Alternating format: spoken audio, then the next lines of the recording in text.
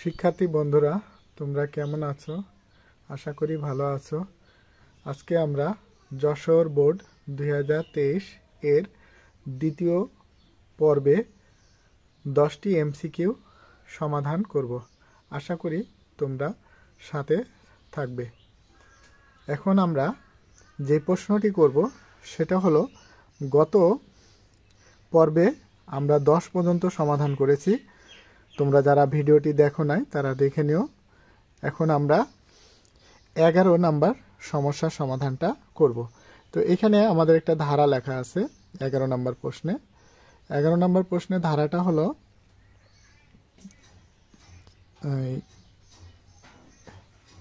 25 plus 21 plus 17 plus dot dot চলতে থাকলো, plus minus 19 পর্যন্ত। তাহলে আমরা জানি যে ধারার প্রথম পদকে আমরা এ দ্বারা প্রকাশ করি। তো আমরা এখানে এ লিখব, এর সমান হলো 25। আর যে ধারাটা কি ধারা, সমান্তর ধারা না গুণোত্তর ধারা? তো আমরা দেখি এখানে নির্দিষ্ট সংখ্যা আকারে যদি বাড়ে অথবা কমে, তাহলে সেই ক্ষেত্রে আমরা ধরে নেব যে সমান্তর ধারা। এখন আছে 25 হয়েছে 21, তারপর 17, অর্থাৎ 4 4 করে কমতে আছে। তার মানে এই ধারাটা হলো সমান্তর ধারা। তাহলে ডি, যেহেতু কমছে, অথবা পরেরটা থেকে তার আগেরটা বাদ দিলে পারে যা পাওয়া যাবে সেটা হলো -4। এখন আমাদের বলা হয়েছে ধারাটি 10টি পদের সমষ্টি। আমরা 10টি পদের সমষ্টি জানি। এস 10 সমান 10/2 2a প্লাস 10 মাইনাস 1। যেহেতু 10টি পদ এনের জায়গায় 10 লিখছি, আর ইন্টু হলো ডি। তাহলে এখানে কত হলো? 10 থেকে যদি বাদ দিই তাহলে হলো 5। 10 থেকে যদি 2 দিয়ে 10 ভাগ করলে 5। তারপরে হলো 2a প্লাস 10 থেকে 1 বাদ দিলে কত? 9d। এখন আমরা জানা মানগুলো আমরা বসাই দিব। যেহেতু আমরা 2 এর মান আমরা কত জানি? 25। তাহলে 25 দুগুণী 50 প্লাস, এখন ডি এর মানটা আমরা জানি কত? -4। তো প্লাস মাইনাসে মাইনাস 4 9 36। তাহলে এখানে হবে কত? 36 -36। তা আমরা এখানে 5, এখান থেকে এটা বাদ দিলে কত থাকে? এই, তাহলে কত হবে এখানে? ইন্টু, যেহেতু ব্র্যাকেট আগের কোন কিছু না, ইন্টু ধরে নেব। তো এখানে হলো 4, 10 থেকে 6 বাদ দিলে 4, আর 1 হলো 4, 1 14। তাহলে 5 14 কত হলো? 70। তাহলে আমাদের এখানে অ্যান্সার হবে 70। তাহলে আমরা দেখি 70 কোন জায়গায় লেখা আছে। 70 লেখা আছে 1-এর ক। তাহলে আমাদের এটার অ্যান্সার হবে 1-এর ক, এটা। এরপরে আমরা চলে যাই 12 নাম্বার প্রশ্নে। 12 নাম্বার প্রশ্নে এখানে বলা হয়েছে কি যে, আচ্ছা, এই প্রশ্নটা করার আগে আমরা এখানে একটা কাজ করে নিতে পারি, যে উদ্দীপকে যেটা দেওয়া, অর্থাৎ যেটা মান নির্ণয় করতে হবে সেটা আমরা আগে কাজ করব। তো আগে কাজ করলে আমাদের একটা সুবিধা হবে, cosec theta by cot theta.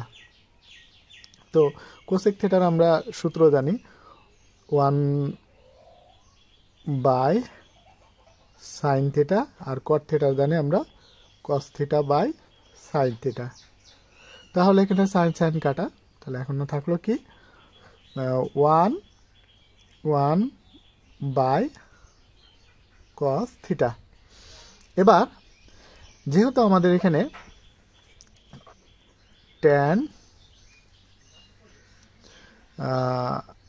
Theta সমান হলো 4/5।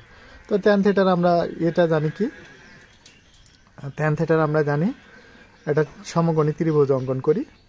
আচ্ছা, তো এই কোণটা আমরা থিটা ধরি। তো tan থিটা আমরা কি, দুটি বাহুর অনুপাত আমরা জানি কি, লম্ব বাই ভূমি। তো লম্ব হলো সূক্ষ্মকোণে, বিপরীত বাহুটা হলো লম্ব, তার লম্ব হলো 4 আর ভূমি হলো 5।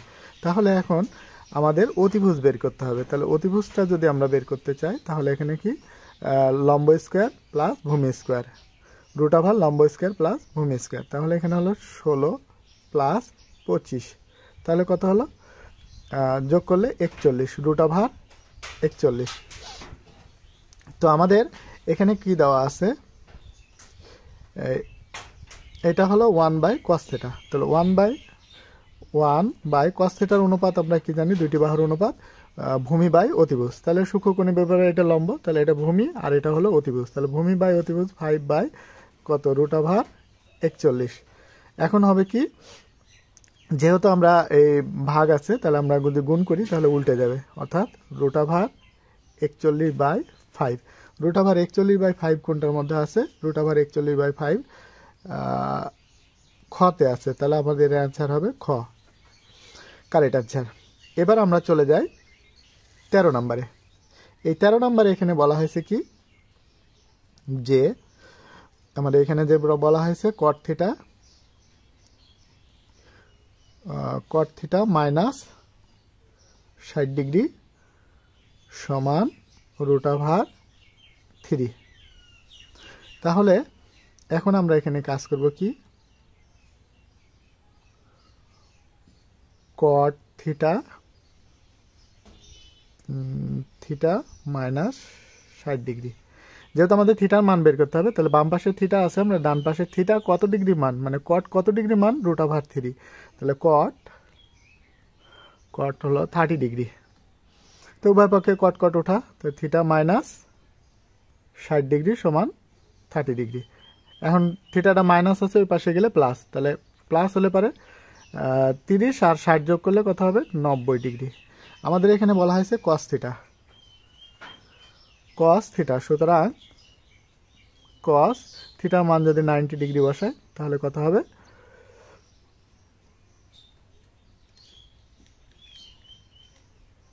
0। তাহলে এখানে আমাদের অ্যান্সার হবে ক, কতে 0 দেওয়া আছে, আমাদের অ্যান্সার হবে ক। এবার আমরা চলে যাই 14 নম্বর প্রশ্নে। 14 নম্বর প্রশ্নে এখানে কি বলা হয়েছে, এখানে বলা হয়েছে 14 নম্বর প্রশ্ন। 14 নম্বর প্রশ্নে এখানে বলা হয়েছে sin θ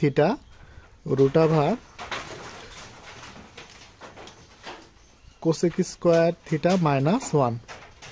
তো আমরা এখানে লিখব sin θ, আর cosec² θ -1 সমান হলো আমরা জানি cot² θ।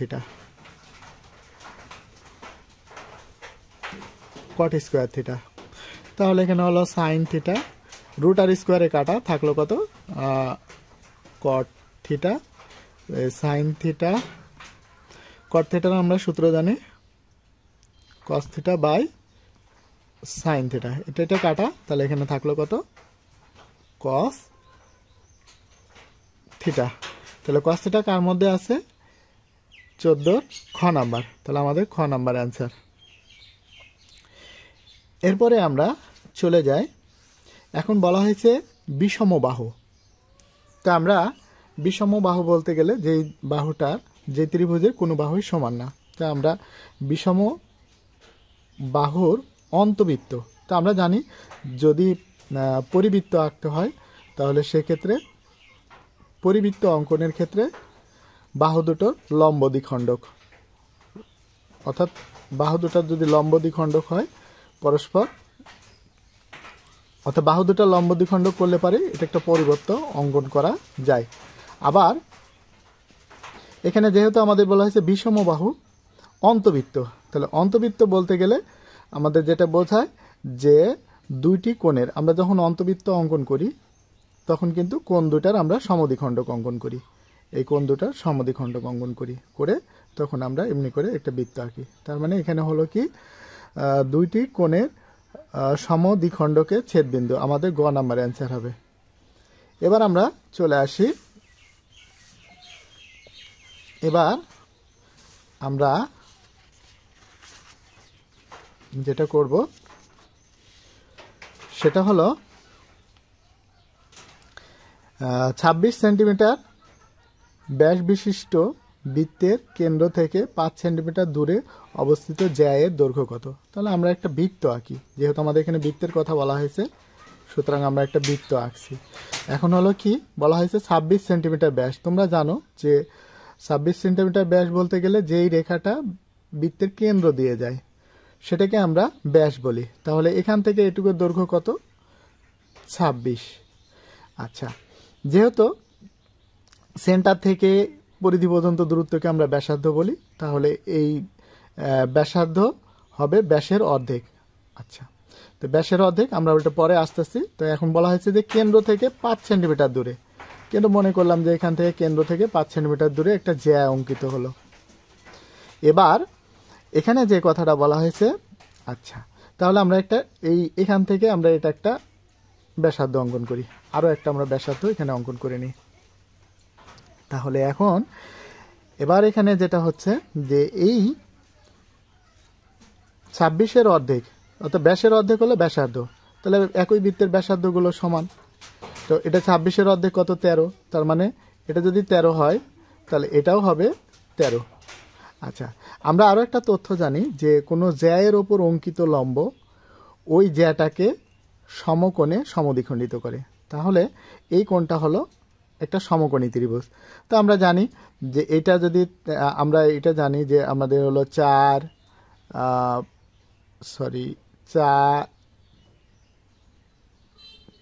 3 4 5 এটা থাকলে, এই 3টা বাহু থাকলে এটা একটা সমকোণী ত্রিভুজ।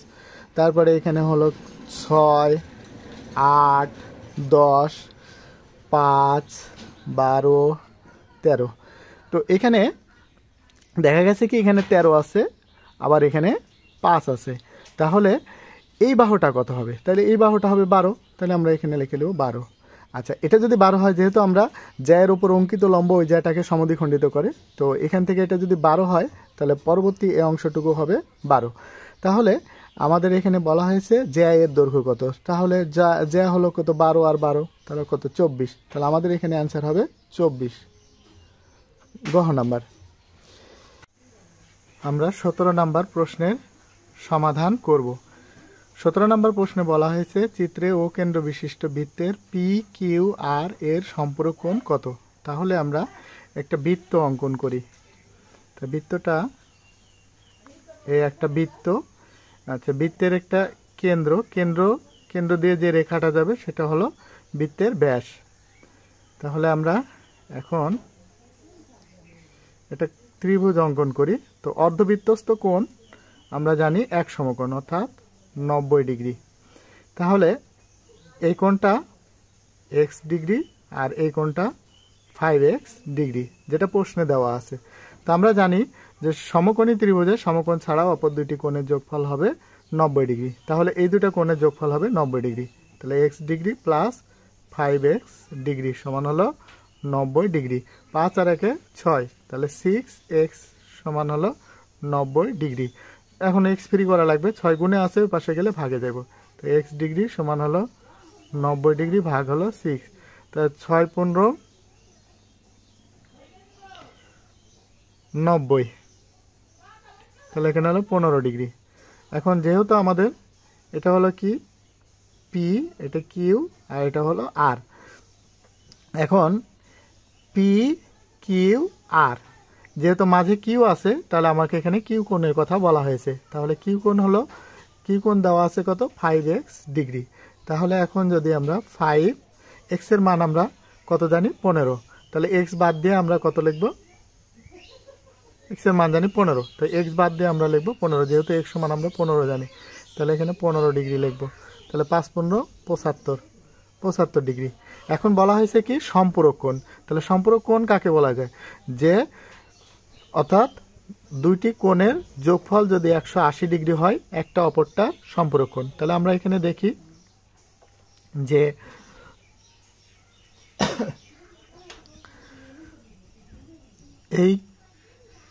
এই কোণটা 75 ডিগ্রি, তাহলে এই কোণটা কত হবে? 105 ডিগ্রি। অর্থাৎ দুইটি কোণের যোগফল যদি 180 ডিগ্রি হয় তাহলে একটা অপরটার সম্পূরক কোণ। তাহলে 75 ডিগ্রি সম্পূরক কোণ 105 ডিগ্রি। তাহলে আমাদের এখানে অ্যান্সার হবে গ নাম্বার 105 ডিগ্রি। এবার আমরা চলে আসি 18 নাম্বার প্রশ্নে। 18 নাম্বার প্রশ্নে কি বলা হয়েছে?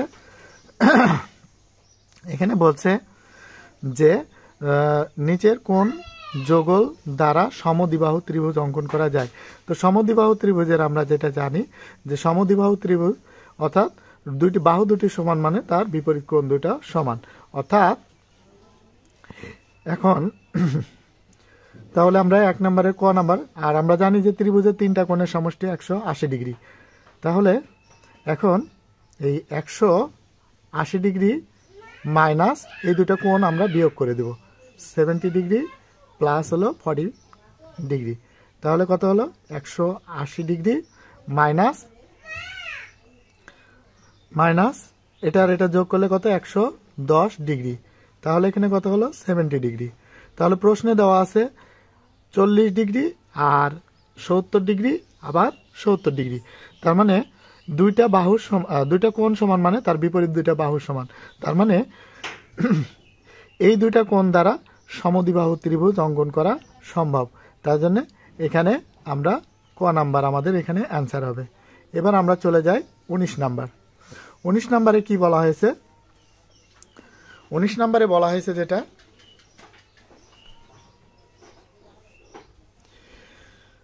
ABCD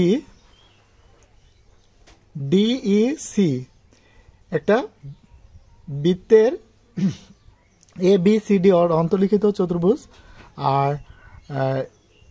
DCE একটা ত্রিভুজ। তো এখন আমরা চিত্রটা অঙ্কন করি, একটা চিত্র। তো এটা একটা অন্তর্লিখিত চতুর্ভুজ অঙ্কন করি, তারপরে এবার ওটাকে বর্ধিত করে আমরা এখানে যোগ টেনে দিই। তাহলে এটা এ, এটা হলো বি, এটা হলো সি, এটা হলো ডি, এটা হলো ই। এই কোণটা দেওয়া আছে 94 ডিগ্রি। আচ্ছা, এই কোণটা দেওয়া আছে 20 ডিগ্রি। তো আমরা জানি যে এই কোণটা হলো বৃত্তের বহিস্থ কোণ।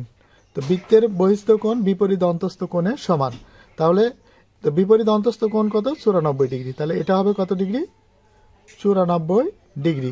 তো আমরা জানি যে ত্রিভুজের 3 কোণের সমষ্টি 180 ডিগ্রি। তো আমরা যদি 180 ডিগ্রি থেকে যদি আমরা এই দুটো কোণ বাদ দিয়ে দিই, অর্থাৎ 94 ডিগ্রি প্লাস এই 20 ডিগ্রি, তাহলে 180 ডিগ্রি মাইনাস এখানে আমরা 4 ডিগ্রি 9 আর 11। এখন যদি এখান থেকে এটা বাদ দিই তাহলে কত আসে, 80 থেকে 10 থেকে যদি 4 বাদ দিই তাহলে হলো 6, আর ওই 1 হলো 2, তাহলে এখানে হলো 6, 66 ডিগ্রি। তাহলে আমাদের এখানে যেহেতু বলা হয়েছে DCE এই কোণটা সমান কত, তাহলে DCE সমান আমাদের DCE, তাহলে এই কোণটা আমাদের বের করতে বলা হয়েছে, এই কোণটা। তাহলে এই কোণটা আমরা কত পেলাম 66 ডিগ্রি, তাহলে আমাদের এখানে অ্যান্সার হবে 66 ডিগ্রি। এবার আমরা 20 নাম্বার প্রশ্নের সমাধান দেখি। 20 নাম্বার প্রশ্নে বলা হয়েছে যে দুইটি বৃত্ত পরস্পরকে বহিঃস্পর্শ করলে তাদের সর্বোচ্চ কয়টি স্পর্শক আঁকা যায়। তাহলে এখানে আমরা দেখি যে দুইটা ত্রিভুজ বহিঃস্পর্শ করলে, অর্থাৎ এ একটা ত্রিভুজ আরেকটা এ একটা বৃত্ত, আরেকটা হলো এ একটা বৃত্ত, অর্থাৎ দুইটি বৃত্ত পরস্পরকে বহিঃস্পর্শ করলে, অর্থাৎ দুইটা বৃত্তর একটা কিন্তু সাধারণ বিন্দু আছে। তো এই সাধারণ বিন্দুর একই বিন্দু হওয়ার কারণে বৃত্ত দুটি স্পর্শ করছে। তাহলে আমরা এখানে সাধারণ স্পর্শক এদিক দিয়ে একটা আঁকতে পারি, আবার এই দিক দিয়ে একটা, আর এই বরাবর একটা। তাহলে আমাদের সাধারণ স্পর্শক হলো কয়টা, 3টা। তাহলে 20 নম্বর আনসার হবে খ নাম্বার, এই খ নাম্বার। তো বন্ধুরা, যারা ভিডিওটি দেখছেন তারা দূর দূরান্ত যেখান থেকে দেখছেন ভিডিওটি সাবস্ক্রাইব করে বেল বাটন বাজিয়ে দেন, আমাদের নতুন নতুন ভিডিওগুলো আপনাদের কাছে পৌঁছে যাবে। আশা করি